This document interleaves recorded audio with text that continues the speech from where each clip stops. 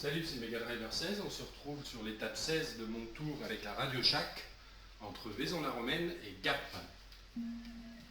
Alors, je suis en échappée avec Cancellara à 19 minutes du peloton et 1 minute 05 devant un autre groupe de 12 échappés avec de bons grimpeurs. C'est pour ça que j'ai préféré prendre les devants et avant ce dernier col. Voilà, il va prendre son gâteau et donc prendre un petit peu d'avance dans la descente précédant ce col parce que j'avais peur de me faire rattraper ou de me faire larguer pendant la montée finale.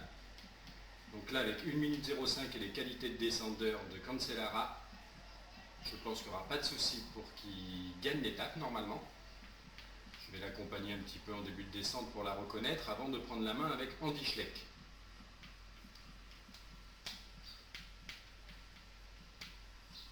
Donc il reste 10 km de descente. Et Cancellara devrait s'imposer sans problème. Il la voulait celle-là, enfin, je la voulais pour lui, parce que c'est sa dernière opportunité, a priori, de gagner une étape sur ce tour. Oula, j'ai accéléré au lieu de freiner.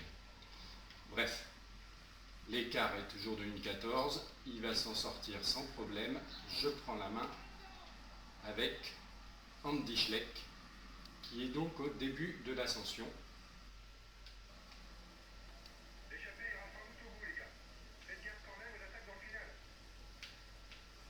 Donc Andy va, comme à son habitude sur ce tour, dès qu'il y a une petite bosse dans le final, tenter quelque chose. Là je suis derrière Rodriguez, ça s'étire un petit peu derrière. Faisons un petit point donc. Cancellara devant. Moi je suis avec un petit groupe Contador, Valverde, Rodriguez, Nibali. Et les autres sont pas loin derrière, mais c'est un peu disséminé. Ok, donc comme sur toutes les étapes de transition, un petit peu j'ai pris, mais qui permettent une petite attaque, une opportunité d'attaque sur la fin. J'ai pris une patte d'amande pour la récup de toute l'équipe en vue du contre-la-montre de demain. Et un petit gâteau pour la barre jaune pour tenter mon attaque dans le final.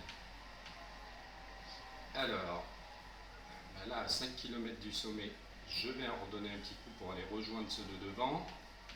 J'ai quand même une belle barre jaune, très belle barre jaune.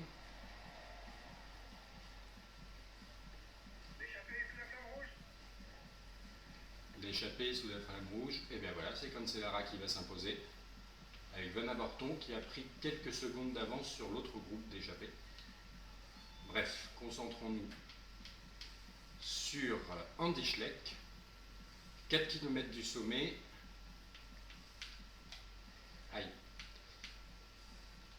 Il va relancer un petit peu.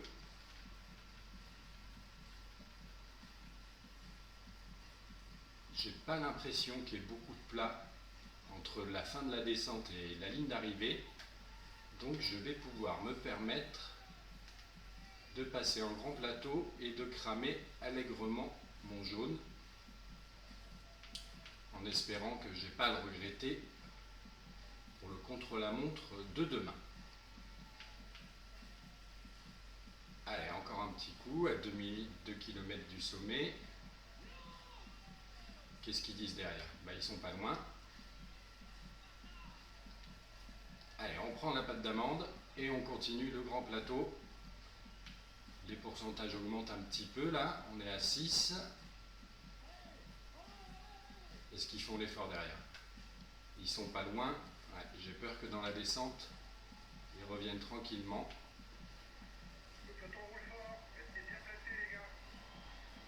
Par contre, j'ai l'impression que Froome et compagnie... Ah non, Froome est là, oui d'accord. Donc il y a vraiment tous les favoris.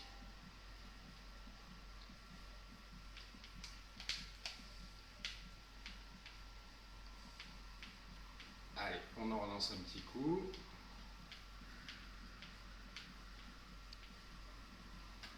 Ils sont pas loin. Si ça reste comme ça, il n'y aura pas d'écart de comptabiliser, c'est sûr. Est-ce que Andy peut faire quelques écarts dans la descente? virage était honnête.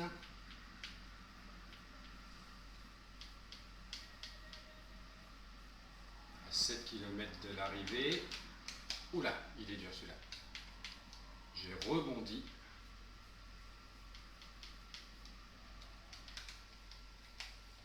Allez, on relance. On relance. 5 km 5, non 5, oui, 5 km 5 de l'arrivée.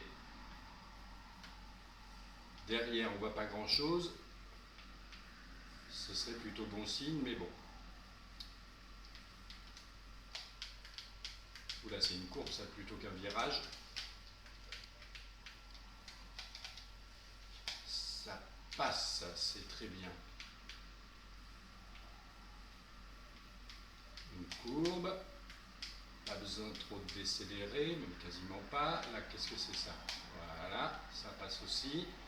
2 km de l'arrivée. La barre rouge est bien remontée. Je sprint, je sprint, je sprint. Je ne les vois pas. Eh bien, on va continuer à fond. Allez. J'ai pas vu s'ils étaient loin. Donc 14e place pour Andy Schleck et comme prévu, une belle victoire pour Cancellara. Il accroche sur ce tour sa 3e victoire d'étape, si on ne compte pas le contre-la-montre par équipe, auquel il a grandement participé bien sûr. Donc 3 victoires d'étape pour Cancellara sur ce tour, je pense que c'est très satisfaisant pour lui. Et Andy Schleck qui fait quand même une relativement bonne descente. Donc on peut peut-être espérer quelques secondes d'écart, on va voir. On laisse profiter Cancellara de son 3e podium sur ce Tour de France en tant que vainqueur d'étape. Andy Schleck, bien évidemment, garde son maillot jaune. Montfort conserve aussi son maillot à poids et à l'arrivée dans les Alpes, pas au contre-la-montre, mais en tout cas après il va falloir qu'il assure ce maillot à poids. Donc a priori des échappées et encore des échappées. Et donc au niveau des écarts potentiels sur cette étape de Gap, qu'est-ce qu'on nous dit?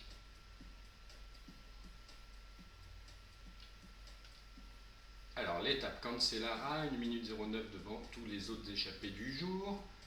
Et oui, Andy Schleck qui réussit à arriver à 17-27 alors que le groupe des favoris arrive à 18 minutes, ce qui fait donc 33 secondes de gagné encore pour Andy Schleck sur les autres favoris, ça c'est pas mal.